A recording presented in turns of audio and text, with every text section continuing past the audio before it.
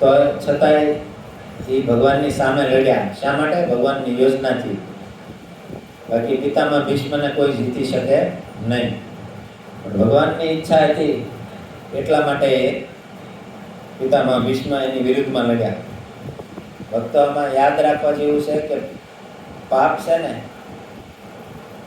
એવડું એ ભોગવવું જ પડે છે. પ્રભુપાદ મહારાજે આપણને તમે અવારનવાર સાંભળ્યું છે કે કોઈ પણ કર્મ કરો એ ભગવાનની માટે કરો.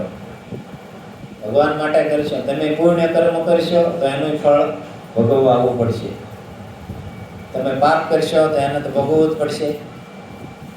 તો કોઈ પણ કર્મ કરો એ ભગવાન માટે કરો. ધારો કે તમારે કોઈ વસ્તુ લઈ જવી છે તો અમારા ભગવાન માટે લઈ જાઓ.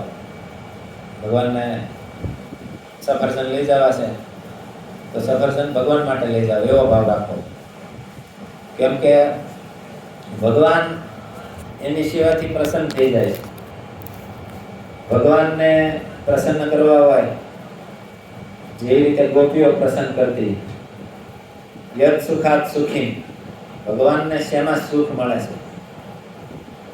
સ્વસુખાત સુખી નહીં. પોતાને શેમાં સુખ મળે છે એમાં ભગવાન પ્રસન્ન નહીં થાય.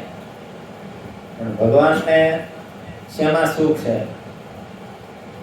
તમને એમ થતું હોય કે કોઈ ગરીબ વ્યક્તિ મળે, કોઈ પણ જરૂરિયાતમંદ વ્યક્તિ મળે તો એમાં તમને ભગવાનના દર્શન થવા પડે કે નહીં, આની અંદર કૃષ્ણ રહેલા છે, એની જરૂરિયાતને પૂરી કરો, સુખી કરો એમને. ભગવાન સુખી થઈ જાય. અને ભગવાન કહે છે હરિના જન તો મારે સગાને સંબંધી. એવા ભગવાનના ભક્તોને તમે સુખી કરી દેશો તો ભગવાનના સુખની કોઈ સીમા નહીં રહે. તો ભગવાનના ભક્તોને ગમે ત્યારે સુખી કરવાનો પ્રયાસ કરો. ભગવાનના શુદ્ધ ભક્તને આશ્રયમાં રહીને તમે જો એમને એકવાર વિઝવી લીધા તો ભગવાન તરત પ્રસન્ન થઈ જશે. આમાં ભગવાનની કેટલી યોજનાઓ છે. દુર્ગાશ્રય શબ્દ ઉપર કિલ્લો બનાવ્યો ભગવાને, રણ છોડીને ભાગી ગયા. આપણી ભાષામાં ભગોડા થઈ ગયા એમ કહે. પણ એની ભગવાનની યોજના હોય છે. શું યોજના હતી ભગવાનની એમાં? જેવી રીતે તમે નામ સાંભળ્યું છે રઘુવંશીઓમાં, માંધાતા રાજા થઈ ગયા. એમના પુત્રનું નામ છે મુચકુંદ મહારાજ. મુચકુંદ મહારાજ એટલા પરાક્રમી રાજા હતા. ભગવાન રામના વંશમાં આવે છે, સૂર્યવંશમાં. એટલા પરાક્રમી રાજા કે એમને દેવતાઓમાંથી યુદ્ધ કરવા માટે બોલાવવામાં આવતા. દેવતાઓ ઉપર કોઈ સંકટ આવી જાય ને, ભગવાનના ભક્તિમાં હોય એવા રાજા હોય કે ભગવાન જે વંશમાં જન્મ લીધો એટલે એનો પરાક્રમ કેવું છે ને એની ભક્તિ કેવી છે. એના યુગમાં તમે જન્મ લેવા માટે ભગવાનને આવવું પડ્યું હોય. એ રાજા કઈ જેવા તેવા તો હોય જ નહીં. એ શુદ્ધ ધાર્મિક રાજા માંધાતાના પુત્ર મુચકુંદ મહારાજ કે જેઓ ભગવાનની શુદ્ધ ભક્તિમાં લાગેલા, પણ દેવતાઓને કોઈ જરૂર પડે તો યુદ્ધ માટે એ તૈયાર થઈ જતા. દેવતાઓ પર અસુરોનો એવી રીતે સંકટ આવ્યો ને યુદ્ધ માટે ગયા. અને કાર્તિકેય દેવતાઓના સેનાપતિ છે, એમની હારે રહીને યુદ્ધ કર્યું. ને એમણે ઘણા ઘણા રાક્ષસોનો સંહાર કર્યો. અને રાક્ષસો અવારનવાર આક્રમણ કર્યા કરતા. તો મુચકુંદ મહારાજને ત્યાં ઘણા ટાઈમ રોકાવાનું થયું. અને બધા રાક્ષસોને એમણે વધ કરીને એમને દેવતાઓની રક્ષા કરી. તો મુચકુંદ મહારાજ બહુ થાકી ગયેલા, ઘણા ટાઈમથી ત્યાં રહ્યા ને. તો દેવતાઓને એમ થયું કે તમે વરદાન માંગો અમારી પાસે. ઘણા ટાઈમથી તમે અમારી રક્ષા કરી છે, તમે તમને કંઈક આપવા માંગીએ છીએ. મુચકુંદ મહારાજ થાકી ગયેલા હતા બહુ ને, આમ કે હવે મારું જીવન મારે ભજનમાં ગાળવું છે ને, એટલે ભગવાનની ભક્તિમાં લાગવું છે. તો એમ કરો મને ભગવાનની ભક્તિ મુક્તિ આપી દો, કે જેથી કરીને હું ભગવાનના ધામમાં જઈને એમની સેવા કરી શકું. તો દેવતાઓએ પહેલા કહી દીધું કે મુક્તિ સિવાય તમે મારી પાસે કાંઈ માંગજો. કે સંસારના ભોગ ભોગવવામાં મને હવે કોઈ રસ નથી. જે રીતે તમને તે અત્યારે કોઈ બહાર ભૌતિક ભોગોમાં રસ નથી ને તમે અહીંયા સત્સંગમાં આવ્યા. બિનુ સત્સંગ વિવેક ન હોય, રામ કૃપા બિન સુલભ ન સોઈ. બિનુ સત્સંગ વિવેક ન હોય, રામ કૃપા બિન સુલભ ન હોય. સતસંગત મુદા મંગલ મૂલા, સોઈ ફલ સિદ્ધિ સબ સાધન ફૂલા. સત્સંગ મુદ મંગલ મૂલા એટલે કલ્યાણનું મૂળ છે. તમારા જીવનમાં કલ્યાણ કરવું તો સત્સંગમાં જવું પડશે. સત્સંગ કેવી રીતે આવશે? રામ કૃપા વિના સુલભ ન સોઈ. ભગવાન રામની કૃપા વગર સત્સંગ નહીં મળે. આપણે પહેલા જ વાત કરી હતી, આપણા કરોડો અબજો જન્મની પુનાઈ હોય તો સત્સંગમાં આપણે જઈએ. ભગવાનની કૃપા થઈ જાય ને તો આપણને સત્સંગ સુલભતાથી મળે છે. ભગવાનની કૃપા કઈ રીતે થાય? એ આપણને કોઈ સાધુ સંતોના સંગતિમાં મોકલે છે. જેવી રીતે પ્રભુપાદ મહારાજ છે, એમના શિષ્યો છે, એમના સંપર્કમાં આવ્યા, એમના શિષ્યોના સંપર્કમાં આપણે આવ્યા, ત્યારે આપણને સત્સંગ મળ્યો અને ભગવાનનું ભજન મળ્યું. તો આવી રીતે મુસ્કુંદ મહારાજ છે, એ સત્સંગમાં ભગવાનના ધામમાં જવું હતું. તો એ દેવતાઓ આપીએ તેમ નહોતા. તો એમને કીધું તો શું કરું? તો એમ કરો, તમે મને સુવરાવી દો. મારે એક આ ભૌતિક ભોગ ભોગવવા નથી, મારે હવે આરામ કરવો છે.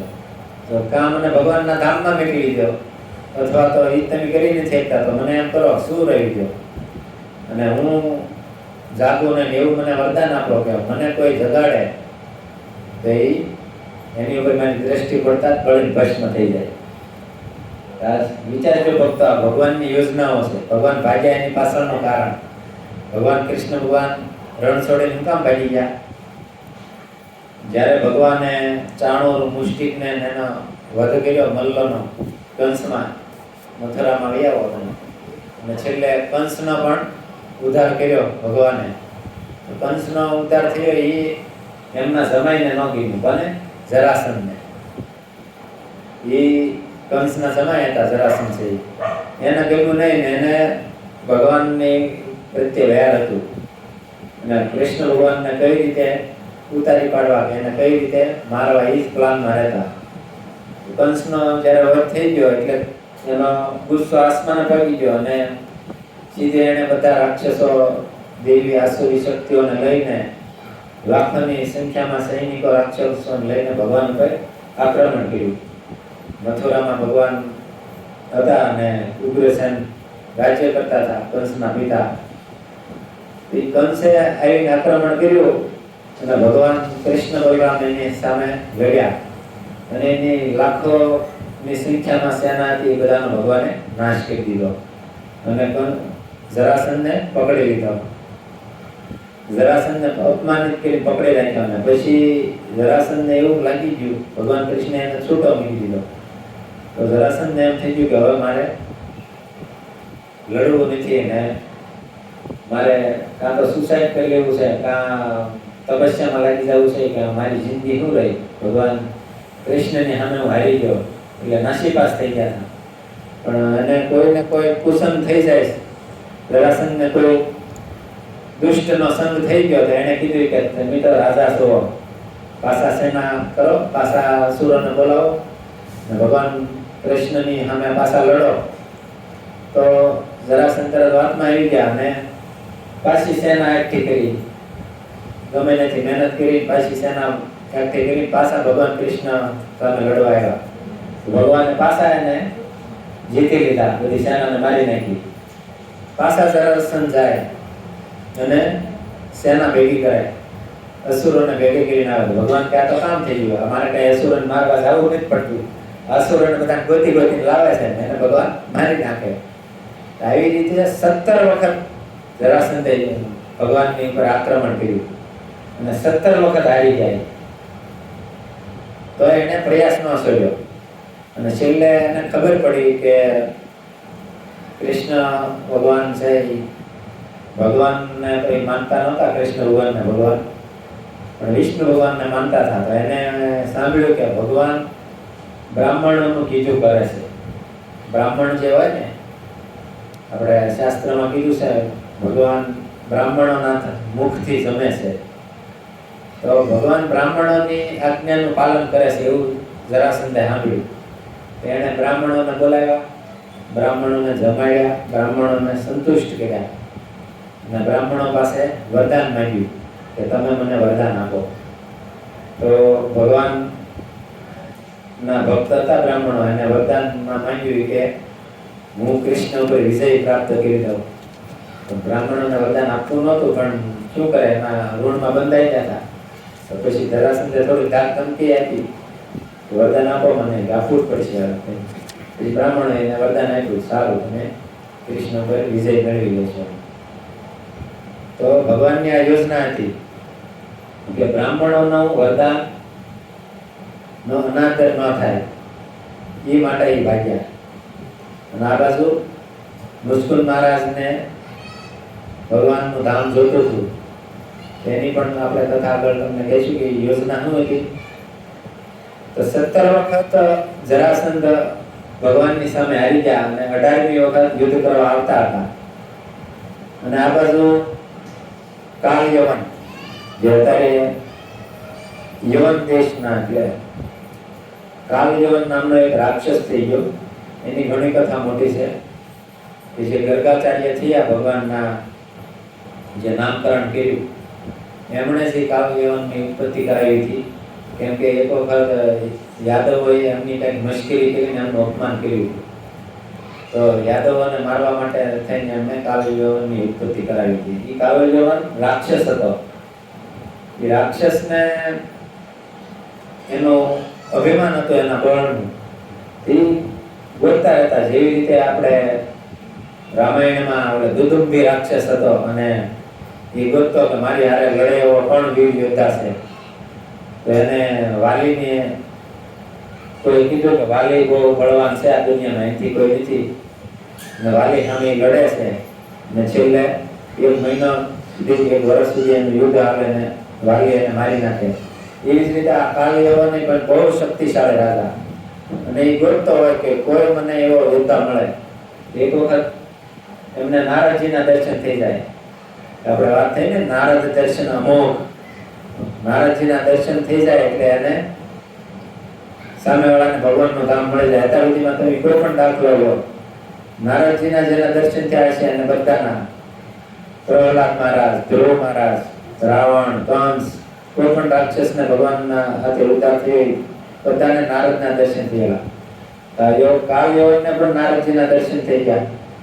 અને એને કીધું કે તમે પણ ભગવાન કૃષ્ણ હારે લડો. એને કીધું એના વાળ વાંકડિયા વાળ છે, ગળામાં વૈજયંતી માળા પહેરે છે, એને પીળું પિતાંબર પહેરેલું છે, અને એના છાતી ઉપર શ્રીવત્સ ચિહ્ન છે. એવા ઘણા એને ઉદાહરણ આપ્યા કે ભગવાનનું વર્ણન કર્યું.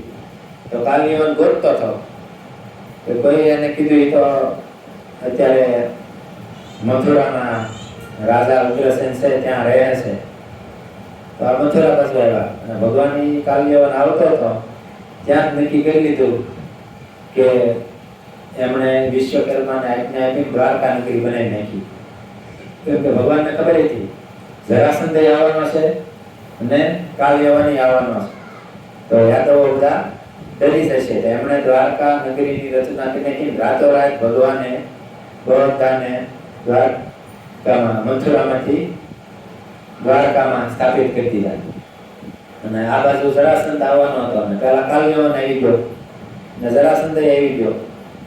તો ભગવાન જરાસંધથી તો આમ ભાગી ગયા એટલે હારી ગયા ગણાય ને, જે બ્રાહ્મણોનું વચન રાખવા માટે. અને આ બાજુ કાળ યવન જોવે છે કે કોઈ પુરુષ આવી રહ્યો છે. એમને જોયું તો ભગવાન કૃષ્ણ આવતા હતા, વાંકડિયા વાળ છે, ગળામાં વૈજયંતી માળા છે, કાનમાં કુંડળ છે, માથે મોરપીંછ છે, અને વગર હથિયારે આવે છે તરત એને કે એનો રથને હથિયાર મીકી દીધું. કાલયોને અહંકાર હતો કે મારી જેવો કોઈ બળવાન નથી, કોઈ શસ્ત્ર વગેરે મારી સામે કોઈ લડવા આવતો હોય તો મારે પણ શસ્ત્ર નથી લેવા. એને શસ્ત્ર મૂકી દીધા. ઈ પગપાળ આવ્યો. ભગવાન કૃષ્ણ સામે પેલા આવ્યા અને ભગવાન તરત જરાસંધને આ બધું જોઈને ભાગી ગયા અને કાલયવને ભાગી ગયા. એટલે જરાસંધ સામે જીતી ગયા, મથુરામાં લઈ ગયા અને ભગવાન આ બાજુ ભાગવા માંડ્યા અને કાલયવન પાછળ પાછળ. ભગવાન એ રીતે ભાગતા હતા કે કાલયવનને એમ થાય કે બસ એક જ હાથ 2 થી 3 ફૂટ 2 થી 3 ફૂટમાં કાલયવન એમ થાય હું હમણાં પકડી લઈશ, હમણાં પકડી લઈશ. ભગવાન એટલા લાગ્યા હતા. તો કાલયવન આવી રીતે ઘણો ભાગ્યા, ભગવાને ભાગ્યા આગળ ને કાલયવન પાછળ પાછળ. પછી ઘણા સમય પછી ભગવાનને એમ થયું કે આનો ઉદ્ધાર કરવો પડશે. તો જ્યાં આપણે દેવતાએ વરદાન માંગ્યું હતું મુસ્કુંદ મહારાજની પાસે નિયમ, આપણે દેવતાઓએ અમને વરદાન આપ્યું હતું કે તમે સુતા હશો તમને કોઈ જગાડશે તો એનો બળીને ભસ્મ થઈ જશે.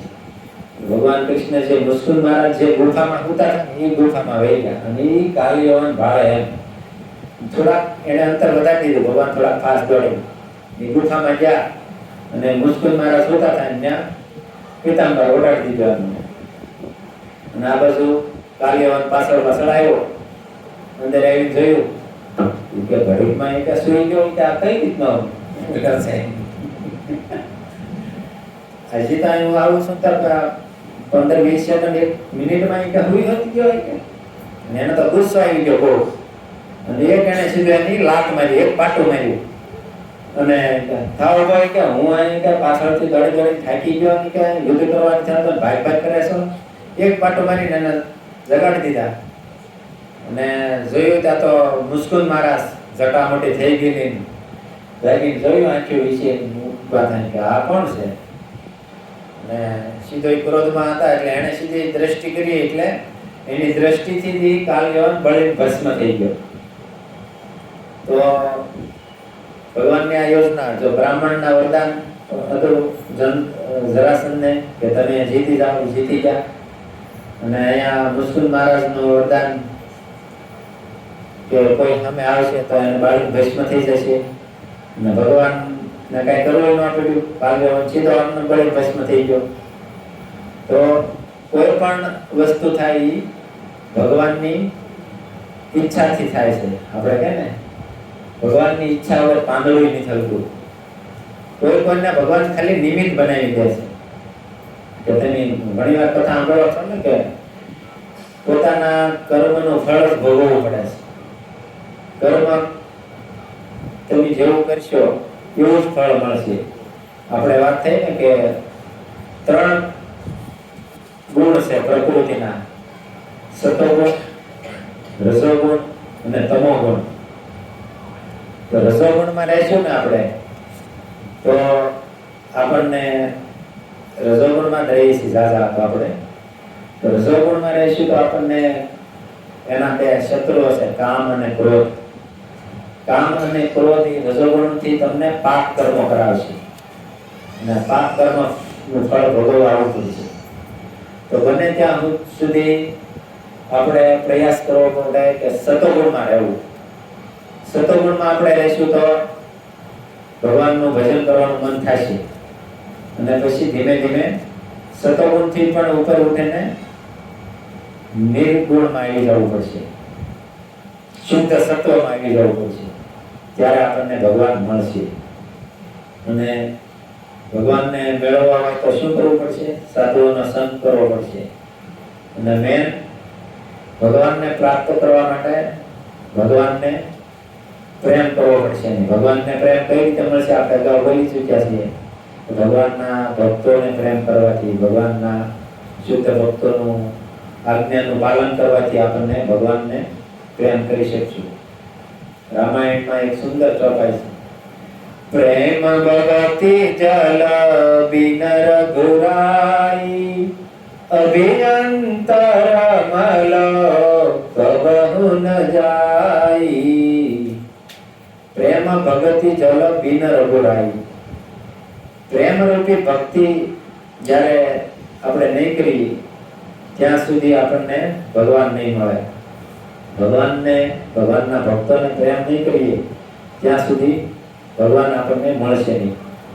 પ્રેમ કરવા માટે શું? ભક્તિ રૂપી જળ હોય. જેવી રીતે આપણે આપણું શરીર છે, આ ભૌતિક શરીર, એને સાફ કરવું હોય, એને ધોવું હોય તો શું જોવે? પાણી જોવે ને. જેવી રીતે આપણા શરીરનો મેલ સાફ કરવા માટે પાણી નહીં હોય ત્યાં સુધી મેલ સાફ નહીં થાય. એક ભલે સાબુ હોય પણ પાણી તો જોશે જ. ખાલી સાબુ લગાડી દેવા તો કઈ મેલ જશે? મેલ દૂર કરવા માટે પાણીની જરૂર પડે. એવી રીતે ભગવાનની ભક્તિ કરવી હોય, અંદર હૃદયમાં કામ, ક્રોધ, લોભ, મોહ, મદ, માત્સર્ય એ રૂપી મળ બધું લાગેલું છે, એને સાફ કરવા માટે પ્રેમ રૂપી ભક્તિનું જળ જોઈશે. ભક્તિ જ જોઈશે. ભક્તિ કેવી રીતે કરવાની? સાધુ સંતોના આશ્રયથી, સાધુ સંતોને ભગવાનને પ્રેમ કરવાથી. અને ભગવાનનું કળિયુગમાં કલી કેવલ નામ આધારા, જપત જપત નર ઉતરવું લવ પારા. તો કળિયુગમાં ભગવાનનું નામ લેવાથી હરે કૃષ્ણ કૃષ્ણ કૃષ્ણ હરે હરે, હરે રામ રામ રામ હરે. ભગવાનનું નામ જ્યાં સુધી નહીં લેવી ત્યાં સુધી ભગવાનને આપણે પ્રાપ્ત નહીં કરી શકીએ. આ શ્લોકમાં બીજું કીધું છે કે સ્વમનરતે જીતતિ તદ વિદામિહ, કે ભગવાન ગ્રહસ્થ પણ છે. ભગવાન બ્રહ્મચારી છે કે ગ્રહસ્થ છે? ભગવાન બે છે. ભગવાન એક વખત તમે યાદ હોય તો દુર્વાસા મુનિ એક વખત વૃંદાવનમાં આવે છે અને ગોપીઓ એમના માટે ભોજન લઈને આવે છે. દુર્વાસા મુનિ ભોજન લે છે અને પ્રસાદ ગ્રહણ કરીને પછી ગોપીઓને જવું હોય તો યમુનામાં પાણી ભરાઈ જાય છે. યમુના ફૂલ ભરાઈ ગયા હોય તો એમને જવામાં રસ્તો મળતો નથી. તો ગોપીઓ દુર્વાસાજીને કહે છે કે મારે જવું કેમ? કે યમુના મહારાણીને તમે કહો કે કૃષ્ણ જો આજીવન બ્રહ્મચર્યનું પાલન કર્યું હોય તો તમે મને રસ્તો આપી દો. તો યમુના મહારાણીએ તરત રસ્તો આપી દીધો. તો આ બાજુ આપણને એમ થાય કે ભગવાન તો 16,108 લગ્ન કર્યા હતા, તો કઈ રીતે બ્રહ્મચારી? તો ભગવાનને આપણે જેવું નથી. આપણી ઇન્દ્રિયો અપૂર્ણ છે અને ભગવાનની ઇન્દ્રિયો દિવ્ય છે. તો દિવ્યને જોવા માટે કે દિવ્યને ઓળખવા માટે આપણી ઇન્દ્રિયો છે એનાથી કામ નહીં થાય. એની માટે દિવ્ય ઇન્દ્રિયો જોશે. એ તો આપણે પાસે છે નહીં. તો ભગવાનની લીલા આપણે સાધુ સંતોના મુખે સાંભળીએ ત્યારે ખબર પડે કે ભગવાન દિવ્ય છે અને એમની ઇન્દ્રિયો પણ દિવ્ય છે. જેવી રીતે ભગવાન 16,100 સ્ત્રીઓ સાથે લગ્ન કર્યા અને 8 એમની મેન પટરાણી રૂકમણી, સત્યભામા, મિત્રવિંદા, સત્યા, લક્ષ્મણા, એ 8 રાણીઓ એમની પટરાણી છે અને 16,100 એમની રાણીઓ છે. તો 16,100 સાથે કઈ રીતે લગ્ન કર્યા કથા સાંભળી. ભગવાન ના છોકરા નરકાસુર નામનો એક રાક્ષસ થઈ ગયો. એ પૃથ્વી દેવી એટલે સત્યભામાના સંતાન છે એમ. તો ભગવાનનો છોકરો થઈને એ નરકાસુર કઈ રીતે થઈ ગયો? ભક્તો ધ્યાન રાખજો. તમે આ વાત સિરિયસ લેજો કે ભગવાનનો છોકરો થઈને એ રાક્ષસ કઈ રીતે? આમ માનવામાં ન આવે પણ એને રાક્ષસોનો સંગ કર્યો, એને બાણાસુરનો સંગ કર્યો, જે અસુરોનો. એટલે કોઈ પણ તમે આમાંથી આપને એક શીખ મળે છે. સંગતિ કરો તો એવાની કરજો ભાનુભાઈ. ભોજનમાં હાલ્યો છે તો આપણે ભક્તોનો સંગ કરવો જોઈએ. શુદ્ધ ભક્તોનો, બ્રાહ્મણોનો, કોઈ અસુરનો કે કુસંગીનો કે સ્ત્રી સંગીનો કે કોઈ કામી.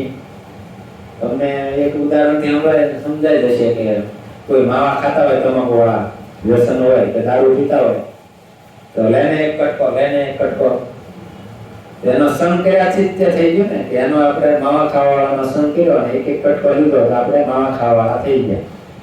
કે કોઈ દારૂ પીવાવાળાનો સંગ કર્યો આપણે, ને દારૂ પીતા હોય ને થોડો કંઈક ગુડો લંચ ટેસ્ટ કરીને એમ કરી દારૂ પીવાની લત લાગી ગઈ. તો આવી રીતે આમાં સંઘનો બહુ પ્રભાવ છે. એટલે આમાં આપણે ચેતવું પડશે કે સંઘ કોનો કરવો. તો નરકાસુરે બાણાસુર ઇત્યાદિ રાક્ષસોનો સંગ કર્યો, એ રાક્ષસી પ્રવૃત્તિનો થઈ ગયો. અને એને નારદજી પાસેથી સાંભળ્યું હતું કે 16,108 રાણીઓ સાથે લગ્ન કરશી ભગવાન છે.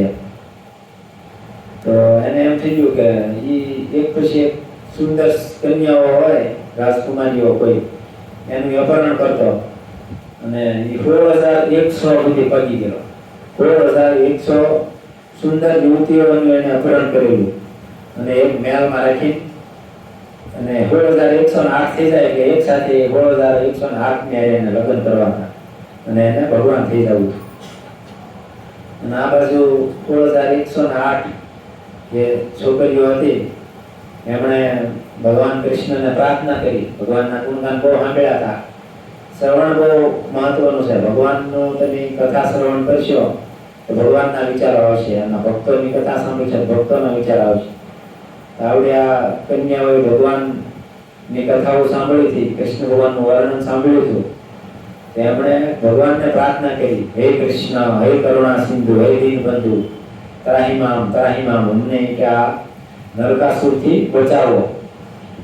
તો ભગવાને એની પુકાર સાંભળી અને ભગવાન આવ્યા અને નરકાસુરની એની કથા તો લાંબી છે.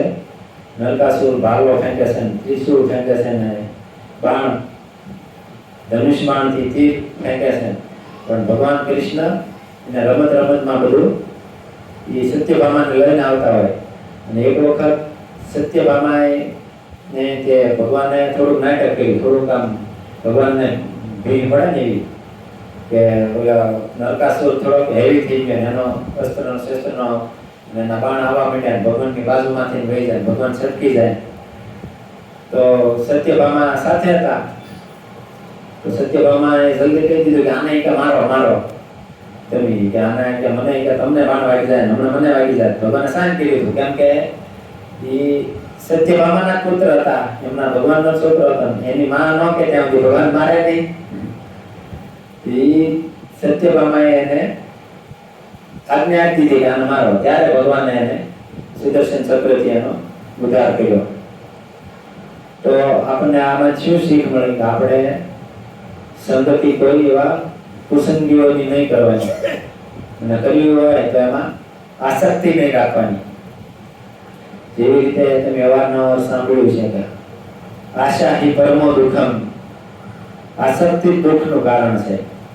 એવી રીતે આ દુર્વાસાજીનો આપણે પ્રસંગ આવ્યો ને કે કૃષ્ણ આજીવન બ્રહ્મચારીનું પાલન કર્યું તો એમના માની મને રસ્તો આપી દે. એવી જ રીતે દુર્વાસાજીએ એમ કીધું હતું કે ગુરુએ એમ બોલ્યા કે દુર્વાસાજીએ ક્યારેય પણ જમ્યા ન હોય અને દુર્વાનો રસ પીધો હોય તો એ એમના મહારાણીને રસ્તો આપે. એમ કીધું તો રસ્તો આપી દીધો. દુર્વાસાજી માટે તો ગોપીઓ પોતે પ્રસાદ લઈને આવ્યા હતા, જમ્યા હતા. આ કઈ રીતે? તો સાધુ સંતો આપણને સમજાવે કે દુર્વાસાજી છે એ જમવામાં એની આસક્તિ નહોતી. એવી જ રીતે આપણે પણ આ શરીર છે તો શરીરનો ધર્મ પ્રભુપાદ મહારાજે આપણે સમજાવ્યું છે, શરીરનો ધર્મ છે એ નિભાવો તમે. જેવી રીતે તમારા સંતાન છે, તમારી પત્ની છે, એને જે સુવિધા જોતી હોય તમે આપો. પતિનું કર્તવ્ય છે કે એમના સંતાનને, પત્નીને જીવનનું ભરણ પોષણ કરે. એનું તમે ભરણ પોષણ કરવા માટે કમાવા જાઓ, એમને ભરણ પોષણ કરો, એમને પૈસા આપો, પણ એમાં આસક્તિ નથી રાખવાની. આસક્ત થઈ ગયા તો ભગવાનનું ભજન નહીં થાય. તમે અવારનવાર સાંભળ્યું છે નાગરનું ચિત્ત ગાગરમાં. કામ કરો, કરતા જઈએ ઘરના કામ, લેતા જઈએ હરિના નામ. તમારું કર્તવ્ય કરો પણ ભગવાનનું ભજન કરો. અને જે કર્તવ્ય કરો છો એમાં આસક્ત ન થાય. આસક્ત કેમાં થવાનું? કૃષ્ણમાં, રામમાં આસક્તિ હોવી જોઈએ. જ્યાં સુધી ભગવાનમાં આસક્તિ નહીં થાય ત્યાં સુધી આપણો બેડો પાર નહીં થાય. તો આપણને આ કળયુગમાં પ્રભુપાદ મહારાજે કેટલી સુવિધા હતી કે પહેલા તો આપણને થતું ભજન કરવું હોય કે શું થાય, જૂનાગઢના જંગલમાં આવી જાય, બાવા થઈ જાય, દાઢી વધારી. પણ પ્રભુપાદ મહારાજના શિષ્યોના સંગમાં આવ્યા, એના શિષ્યોના, તો આપણને જ્ઞાન આપ્યું કે ભગવાનની ભક્તિ કરવી હોય તો જંગલમાં જવાની જરૂર નથી. વૈયાવો ઇસ્કોન વિરાટમાં મંગળા આરતી કરો, શ્રીંગાર આરતી કરો, રાસભોગ આરતી કરો, શયન આરતી કરો, સંધ્યા આરતી કરો અને ભગવાનના ભજનમાં લાગી જાઓ. એવા સંતોનો આપણને ઋણ ચૂકવવું બહુ અઘરું છે. એનું ઋણ કઈ રીતે ચૂકવીશું?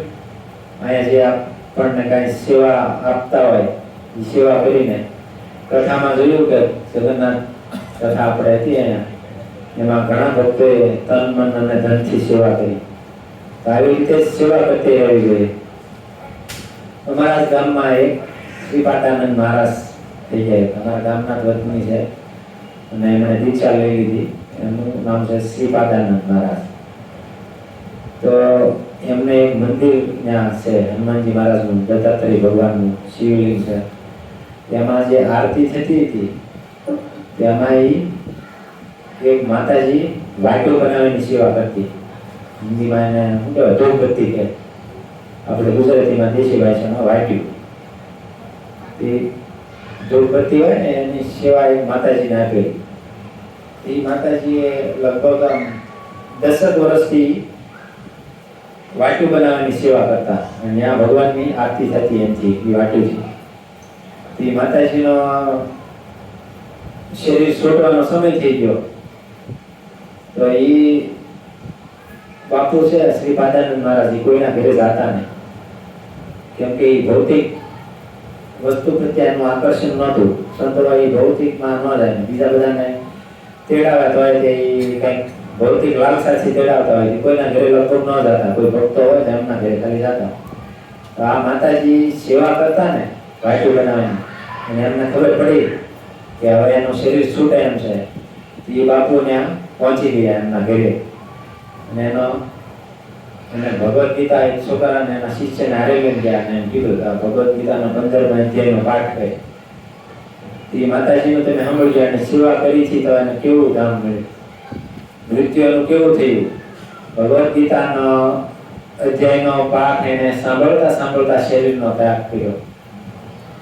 એમાં કઈ ઘટે? ભગવાનનું ધામ જ મળે ને એને. ભગવાનનું ભગવદ્ ગીતા છે એનું સાંભળતા સાંભળતા એમને શરીર છોડ્યું. તો એને શરીર છોડવામાં એમને કયું પરિણામ કામ આવ્યું? સેવા. ભગવાનની સેવા માટે વાટ બનાવતા હતા, એની સેવા કરવા માટે એનું ફળ શું મળ્યું? અને બાપુ આવીને એને ભગવદ્ ગીતા સંભળાવી. આ અત્યારના કળિયુગમાં તાજું ઉદાહરણ. હજી 1 વર્ષથી 1.5 વર્ષથી માતાજીને શરીર છોડ્યું ને, તો આપણે પણ તમે તો હું જોઉં છું કે વિરાટના જે ભક્તો છે ને આમ હૃદયથી કામ કરે છે. કોઈ પણ સેવા કરવી હોય ને તો દિલથી કરે છે. અને જ્યાં સુધી આપણું હૃદય ન લગાડી દેવી ત્યાં સુધી સેવા થતી નથી. આપણા ઘરે કામ કરવું હોય કોઈ તો તમે આપણા પોતાના ઘરે કહીએ કેવી રીતે આપણા હૃદય લગાડીને કામ કરીએ કે એકદમ સરસ થવું પડે. એવી જ રીતે વિરાટના ભક્તો આ પોતાનું ઘર માને છે અને સેવા હૃદયથી કરે છે. આમાં કઈ ઘટે નહીં. તો તમારા બધાનું સ્વાગત છે. હરે કૃષ્ણ કૃષ્ણ કૃષ્ણ હરે હરે, હરે રામ રામ રામ હરે હરે. તો આવી જ રીતે તમે સેવા કરતા રહ્યો અને મેવા મેળવતા રહ્યો. તમને એક ભગવાનની તમારો ભાવ શુદ્ધ છે. અહીંયા વિરાટના ભક્તોને મેં જોયું, અત્યારે માર્ગ કરું છું, જ્યારે નવા ભક્તિમાં લાગેલા હતા ને, અમે બધા નવા હતા ત્યારે આમ શુદ્ધ ભાવ હતો ભગવાનને સેવા. પણ હવે આમ થોડા સિનિયર થઈ જાય ને એટલે હાલ છે, વાંધો નહીં, હાલ છે. પણ તમે હજી આ ભાવ મીઠો નથી. જેવી રીતે ભાવગ્રાહી જનાર્દન, તમે ભગવાનને એક 5-10 મિનિટ છે પ્રભુજી કે પૂરું કરવાનું? હા, તો તમને 9 વાગ્યા પહેલા આપણે 10 મિનિટ માળા કરીશું. હા, એક નારદજીની એક કથા તમને સંભળાવું કે આપણો ભાવ કેવો હોવો જોઈએ. નારદજી તો દર્શન કરતા જ રહેશે ને ફરતા રહેશે ગમે ના ઉદ્ધાર કરવા માટે. દક્ષ પ્રજાપતિએ શ્રાપ આપ્યો છે, આપણે બધા પેલા પેલી સાંભળી હતી તમે કે નારદજીએ એક વખત દક્ષ પ્રજાપતિના 10,000 છોકરાઓને સંપર્ક કર્યો. નારદજીના સંપર્કમાં આવે શું થાય? ભગત બની જાય, બધા ભગત થઈ જાય. એવી રીતે 2 વાર ભગત થઈ જાય. તો દક્ષ પ્રજાપતિએ એને શ્રાપ આપી દીધો કે મારા છોકરા કે તને મળે સીધા ભગત જ બનાવી દેશો કે જાય તો તને શ્રાપ આપું છું કે તું એક જગ્યાએ કઈ સ્થિર નહીં રહી કે તારે ફરતું રહેવું પડશે. નારદજી કે આ તો કામ થઈ ગયું મારે, આ શ્રાપ નથી વરદાન છે, હું ફરતો રહીશ ને લોકોનો ઉદ્ધાર કરતો રહીશ. તો નારદજી આવી રીતે ફરતા જ રહેશે. તો ફરતા ફરતા ચાલતા સાથે એક પંડિતજી મળ્યા, મારી જે વાત છે કાસા પાકા. તો પંડિતજી ભગવાનનું ભજન કરતા અને ભગવાનનું નામ લેતા, પણ એને 2 બાજુ ડાકી. એક બાજુ ભગવાનને જોતા છે અને એક બાજુ ભૌતિક સુખ જોતું છે. બે આપણી જેવા ભગત એમ. આપણને શું થાય? સુખ સંપત્તિ આવે ને ભગવાન આવે બે. એવી રીતે ભજન કરતા. તો એવી રીતે આપણે ભજન કરીશું તો ભાવ 2 બાજુ રહે છે ને ભગવાનથી થોડોક આમ ઓછો થઈ જાય ને ભૌતિક ચીજો પ્રત્યે વધી જાય. એને નારદજીને પૂછ્યું કે ક્યાં જાઓ છો તમે? કે ભગવાનના ધામમાં વૈકુંઠમાં જાઓ છો. કે મારું એક કામ કરશો? પંડિતજી કહે કે શું? તો કે તમે એમ કરશો ને કે ભગવાનને પૂછતા આવજો ને કે મારે કેટલા જન્મ અહીંયા લેવા પડશે અહીંયા, તો હું તમારે ભગવાનના ધામમાં આવી રહીશું કે મારે કેટલી વાર છે પૂછે. નામજી કે પૂછતો આવીશ.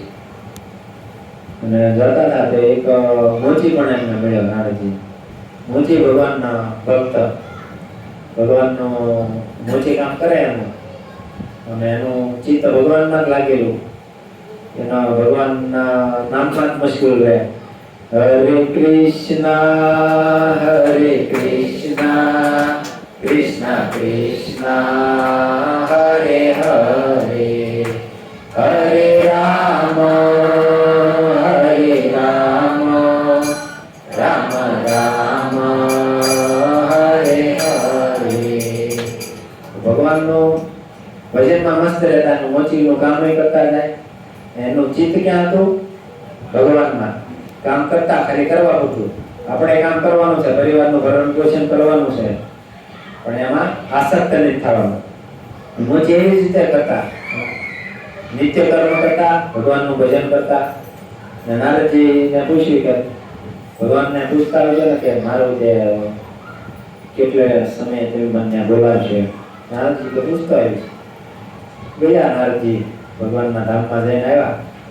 નારદજી તો નાટક કરતા હોય, ભગવાન પાસે જઈને ભાઈ આવ્યા, કેમ કે એના ભક્તોનો ઉદ્ધાર કરવો.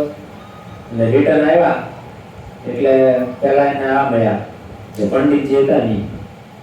પંડિતજી આવ્યો હોય કે નારદજી બેસો. એમના નારદજી આવ્યા એટલે એમને પાણી આપ્યું, એમ વાગતા સ્વાગતા કર્યું, સેવા કરી. અને પછી કીધું કે તમે મને કામ કીધું તો એ કર્યું તેની? કે હા. પેલા મને એ કેમ ભગવાન શું કરતા હતા? પંડિતજી એમ કીધું કે હું જેમ તો ભગવાન કે સોયના કાણામાંથી હાથીને ભરવતા હતા. સોયનું કાણું કોરડું હોય નાનું એવું, એમાંથી હાથીને ભરવે છે ભગવાન.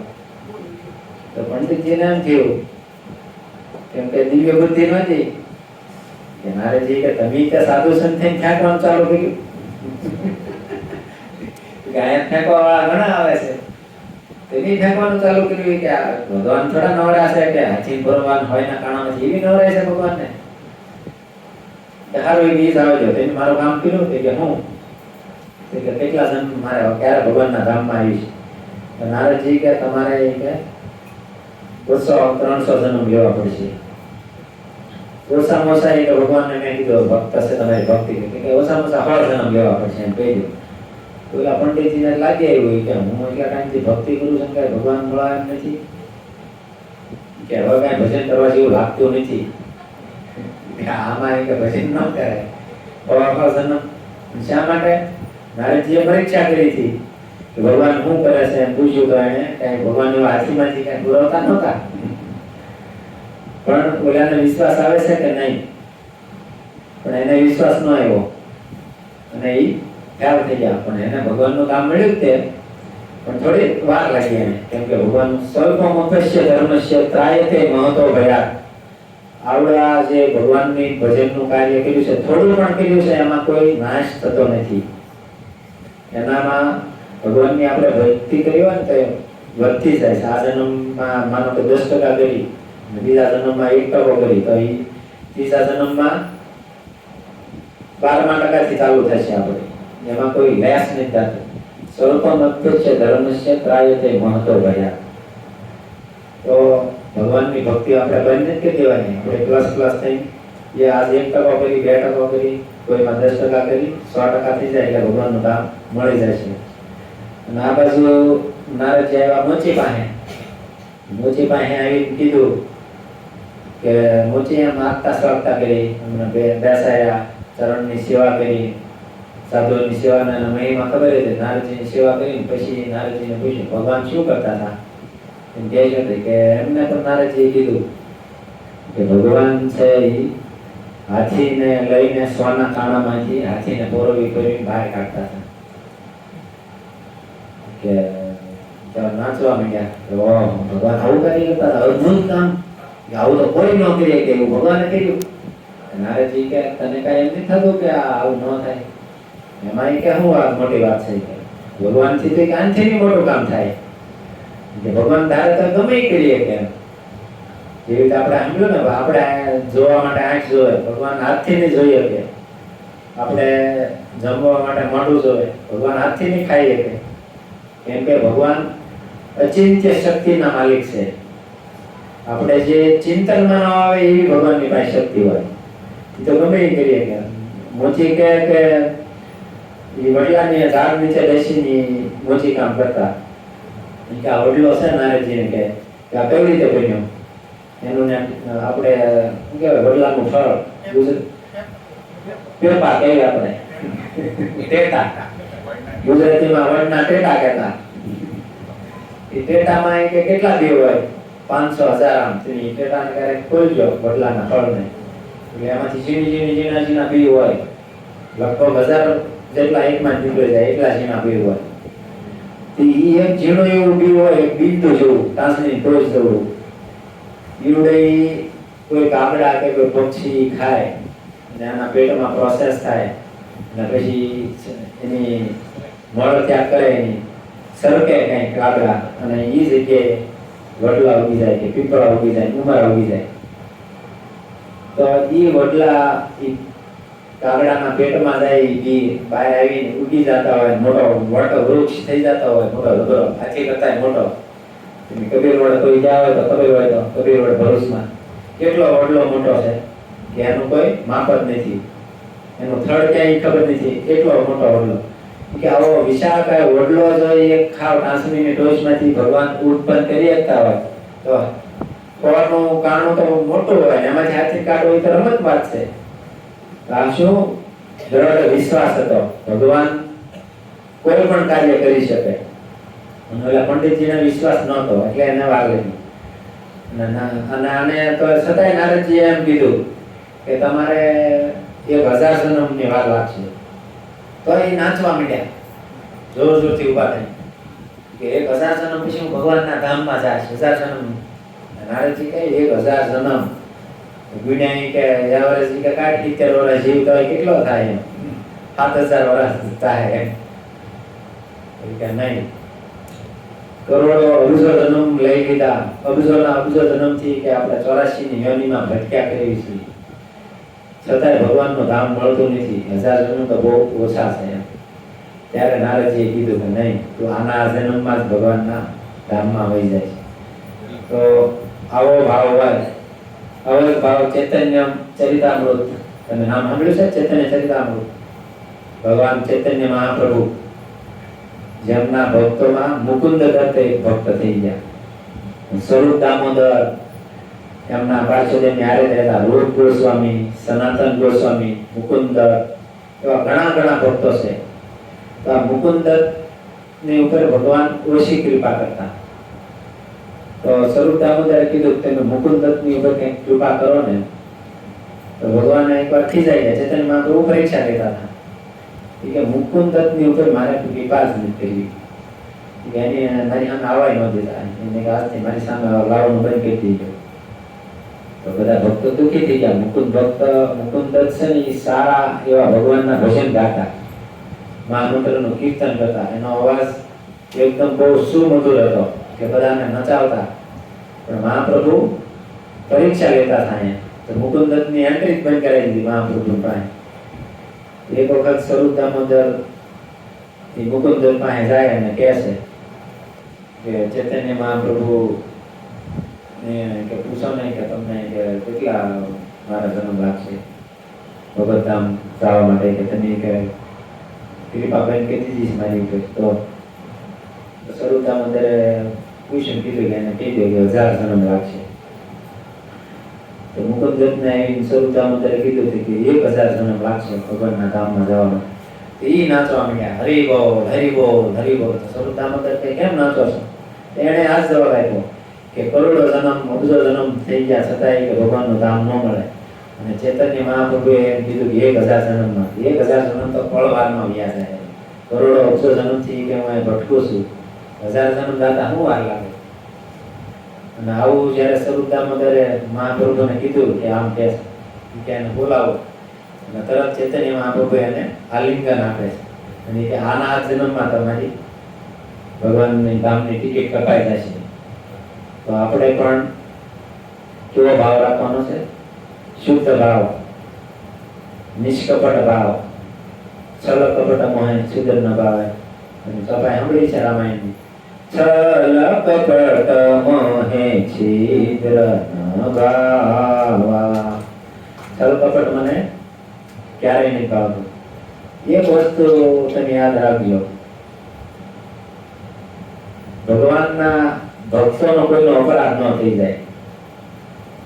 તમે કદાચ કંઈક કોઈ બીજાનો અપરાધ કરી નાખશો ને તો આવશે, પણ ભગવાનના ભક્તનો અપરાધ થઈ જાય તો એનું કઈ ગંગાર પરશ હૈલે પચાતે પાવન તમ હરિસ્થાને અપરાધે તારે હરિનામ.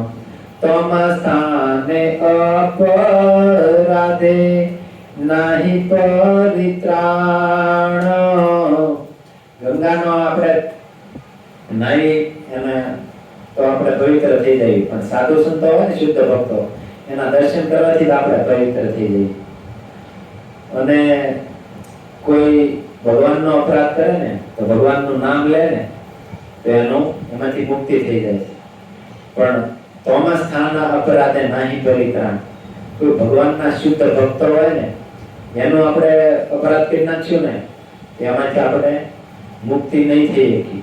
તમે આ દુર્વાસાની કથા સાંભળી છે. દુર્વાસાએ અમરીશ મહારાજનો અપરાધ કર્યો, તેને અલગ અલગ બ્રહ્માજીના, શિવજીના, વિષ્ણુજીના લોકમાં છેલ્લે ભગવાનના ભક્તના પાસે આવવું પડ્યું. એણે જ્યારે કીધું સુદર્શનને કે આને હવે મેં ભગવાનની ભક્તિ કરી હોય તો તમે આને રક્ષા કરો. તો આપણે એ શીખ લેવાની છે કે ભગવાનના સાધુઓનો સંગ કરવો, પણ એમનો ક્યારેય અપરાધ ન થઈ જાય. તો તમારો ખૂબ ખૂબ ધન્યવાદ કે તમે મને ભગવાનની વાણી સેવાનો મોકો આપ્યો. તો તમે કોઈ ભૂલ થઈ ગઈ હોય, તમે બધા સાધુ સંતો છો, હંસ જેમ કેમ હંસ દૂધ લઈને પાણી કાઢી નાખે એમ સારી સારી વસ્તુ લાગી હોય એ લેજો, અને ખરાબ ખરાબ હોય ફેંકી દેજો. અને જે ભગવાનનું નામ ન લેતા હોય, ભગવાનના નામની માળા ન કરતા હોય, એ પ્રયાસ કરે કે ભગવાનનું નામ લે. હરે કૃષ્ણ કૃષ્ણ કૃષ્ણ હરે હરે, હરે રામ રામ રામ હરે હરે. શ્રીલ પ્રભુપાદ કી જય. હરે કૃષ્ણ.